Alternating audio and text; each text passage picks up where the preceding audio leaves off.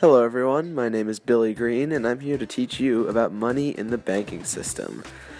Throughout this project you will learn about the types of money, the uses of money, as well as how that money affects the money supply when put into a bank. Let's get started. Now what exactly is money? We know it as the green stuff, but our dear friend Eugene H. Krabs calls it a 5-letter word for happiness. Now, money does make the world go round, but in reality, it's a lot more complicated than that. In all seriousness, though, money, or currency, is what we exchange for goods and services instead of a barter system. Commodity money is the first type of money, in which the item exchanged has an intrinsic value. It is valuable based on its composition, such as gold, which is a rare earth metal. Fiat money, the second type of money, the one that we use, has no intrinsic value in and of itself, but retains its value through a promise made by a governing body, such as our currency. A $20 bill is worth $20 because the government says so, and we base our exchange system on that. So call it anything you like. Cash, dough, greenbacks, dollar bills, y'all. Money is a beautiful thing. And money is even better because it helps us, what does money do again? That's what we're going to find out next. The three functions of money are as follows. Money is a medium of exchange, a unit of account, and a store of value. These three systems help us have a smooth and efficient economic system and eliminates the inconvenience of the barter system. But there'll be more on that later. The first function of money is as a medium of exchange, or what we exchange for goods and services, buying things. Having one solid currency allows us to eliminate the need for the barter system, where double coincidence of wants ruins any hope of an efficient economic system, as it is extremely unlikely. A unit of account refers to how we use money to value goods and services and distinguish those goods and services based on how much of the given currency that they're worth. It's how we know that a 10-foot tall solid gold statue of Neil deGrasse Tyson is worth more than a Cluckin' Russian. This allows us to gauge how much of a good to purchase or how much a company should supply. A store of value means that we can keep the money without worrying about it naturally losing its value over time.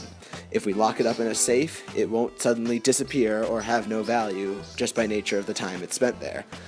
This idea is undermined somewhat by the idea of inflation, but inflation affects the impact of a given value of money rather than the value of the money itself. Now we move on to the money multiplier. This is a multiplier that demonstrates the total increase in the money supply a bank deposit creates. It is created by dividing 1 by the reserve ratio, the percentage of each deposit the bank must hold on reserve. It's represented by the equation MM equals 1 over RR, being the reserve ratio. The result is then multiplied by the remainder of the deposit that can be loaned out, what is not held on reserve. This is the amount of the new money that has been brought into the money supply. If the money was newly printed by the Fed and not already in circulation, then the increase in the money supply would be the amount brought in from loans plus what is held on reserve. Let's look at an example. Suppose Shrek finds a crate full of money, $10,000 to be exact, under his newly constructed 10-foot wall around his land. He promptly asks it what it's doing in his swamp, but then he decides to deposit it in the bank. But what will happen if he does that? Let's find out. So Shrek deposits his money in the First National Bank of Duloc, where the reserve ratio is 10%. Therefore, the money multiplier is 10, 1 divided by 0.1. The bank can loan out $9,000 of the deposit. Multiplying that by 10 gets us $90,000 worth of new money that has been generated from interest on those loans. The effect here is that Duloc's money supply will increase by $90,000. Since it was money that was already in circulation, just underground, the part of the deposit held on reserve doesn't count in adding to the money supply. Now Lord Farquaad can enjoy an even more lavish lifestyle. But it doesn't end there. Other effects of this increase is that interest rates at the First National Bank of Duloc will decrease, spurring investment and consumption spending. This will therefore raise aggregate demand of the entire economy. Shrek's money is safe, and with even lower interest rates, he can invest in more onions, and all is well in the kingdom. Let's look at another example. Our boy Superman once again saves the day by stopping Lex Luthor from finishing his unlicensed money press. However, he decides to keep some of the money for himself, about $50,000 worth of it. He feels he deserves it. He's Superman, damn it, and he can't pay for all of those smashed up buildings on a Daily Planet salary, am I right? So if Superman takes this money to the First Bank of Metropolis, where the reserve ratio is 50%, what is the money multiplier, and how much money is being introduced into the money supply? Is it enough to repay all the damages he caused in Man of Steel? Yeah, not even close. If you said the money multiplier was 2, 1 over 0.5, and that the bank would keep $25,000, loan out the rest, and gain $50,000 worth of new money, you would be correct. However, assuming Luthor's press produces a legitimate money, the reserve is counted as the new money as well, since it was just created and not already in circulation. This would mean that all $75,000 would be new money, and that would be how much the money supply would increase by.